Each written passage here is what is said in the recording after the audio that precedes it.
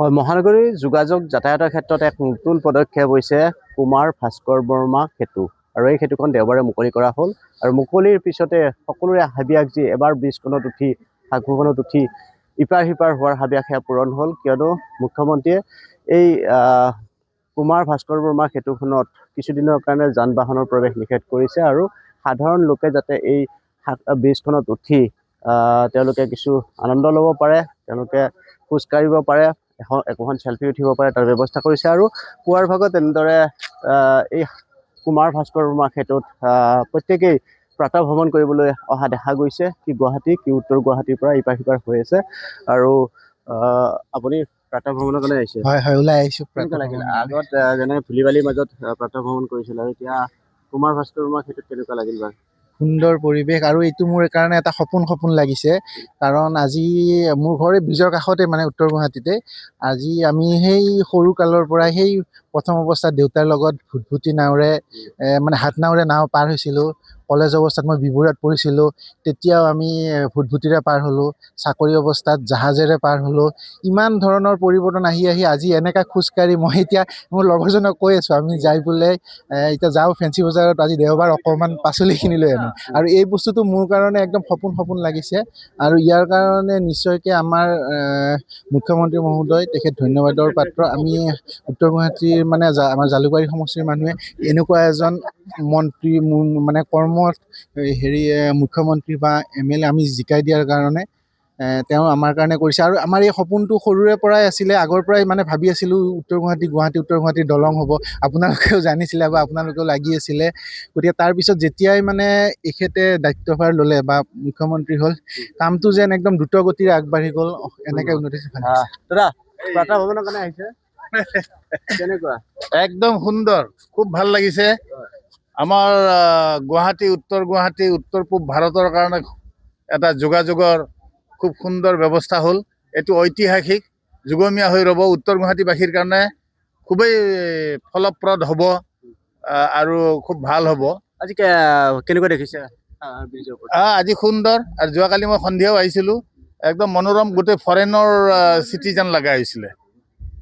ধন্যবাদ। আৰু সঁচাকৈয়ে ক'বলৈ গ'লে ফৰেনৰ এখন নগৰৰ দৰে চিটিৰ দৰে লগা হৈছে বুলি কৈছে। আৰু এনেদৰে প্ৰত্যেকেই আহিছে প্ৰাতঃ ভ্ৰমণৰ বাবে, আৰু প্ৰত্যেকেই এনেদৰে ইপাৰ সিপাৰ হৈছে আৰু প্ৰত্যেকেই যি প্ৰাতঃ ভ্ৰমণৰ আনন্দ লৈছে। আমি আমাৰ এজন সাংবাদিক আছে, আমি তেওঁৰ সৈতে।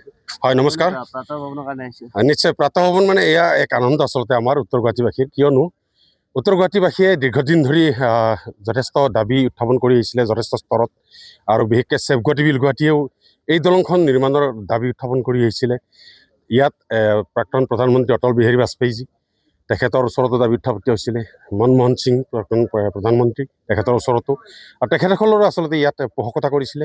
ঠিক তেনেকৈ বৰ্তমানৰ প্ৰধানমন্ত্ৰী নৰেন্দ্ৰ মোদী ডাঙৰীয়াইও ইয়াৰ পোষকতা এইকাৰণে কৰিছে যে উত্তৰ গুৱাহাটী বুলিয়ে নহয়, উত্তৰ গুৱাহাটী অসম উত্তৰ পূৰ্বাঞ্চল ঐতিহ্যপূৰ্ণ এক আচলতে অঞ্চল। আৰু এই উত্তৰ পূবক যদি আমি বাস্তুশাস্ত্ৰৰ জৰিয়তেও যদি আমি যাওঁ, আচলতে যিকোনো মানে আপুনি ঘৰ এটাৰে হওক বা দেশ এখনৰে হওক, উত্তৰ পূব কোণে হৈছে লক্ষ্মী, আৰু সেইবাবেই কোৱা হৈছে অষ্টলক্ষ্মী।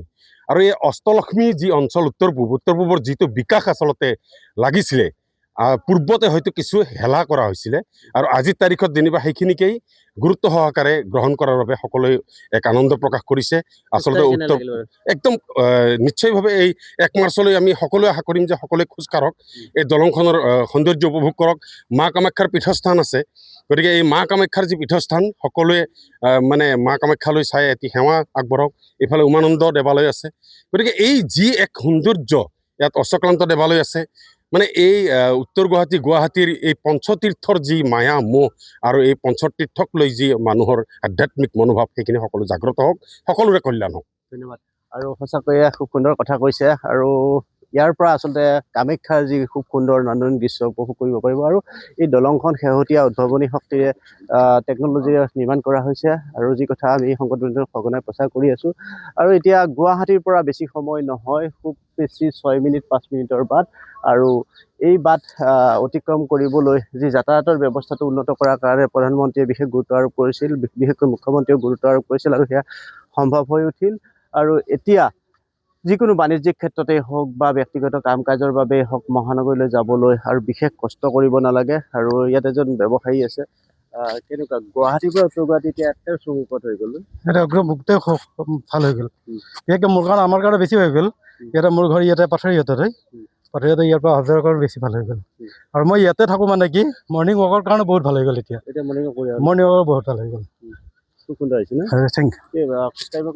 খোজকাঢ়িবৰ কাৰণে আহিছোঁ আজি আমি বহুতো উৎফুল্লিত আজি বহুত দিনৰ এটা সপোন ফুলফিল হৈছে যোৱাকালিও আমি আহিছোঁ এনজয় কৰিছোঁ গোটেই দলংখন ইপাৰ সিপাৰ হৈছোঁ আহোঁতে ঘূৰি অহা ৰুটেদি ঘূৰি আহিছোঁ আজিও মৰ্ণিং ৱাক কৰিব আহিছোঁ বহুতেই এক্সাইটেড বহুতেই ভাল লাগিছে মানে যোৱাকালিৰ দিনটো আমাৰ কাৰণে বৰ ঐতিহ্যমণ্ডিত দিন হৈ ৰ'ব দেখিছোঁ যে আমাৰ এতিয়া উত্তৰ গুৱাহাটীত ধূলি বালি গাড়ী বতৰ চলি আছে প্ৰাতঃ ভ্ৰমণৰ কাৰণে বহুত অসুবিধা সেইখিনি এইকেইটা দিন অন্ততঃ ভাল লাগিব এইকেইটা দিন ভাল লাগিব কিন্তু সেইখিনি ইয়াৰ পৰা ওলাই গ'লে আকৌ সেইখিনি পালেগে মানে মনটো বেয়াই লাগি যায় যে ক'ৰ পৰা আহিলোঁ আৰু ধূলিৰ মাজত সোমাই গ'লে মানে অলপমান এয়া লাগে আৰু হ'বই আৰু উপায় নাই ন মাটিও লাগে মাটিৰ কামো কৰিব লাগে সকলোকে দৰকাৰো হয় কিন্তু সেই আৰু এনেদৰে কি গুৱাহাটী কি উত্তৰ গুৱাহাটীৰ প্ৰতিটো প্ৰান্তৰ পৰা এতিয়া প্ৰাতঃ ভ্ৰমণৰ বাবে এনেধৰণে আহিছে সকলোৱে আৰু যিহেতু কিছুদিনৰ বাবে এই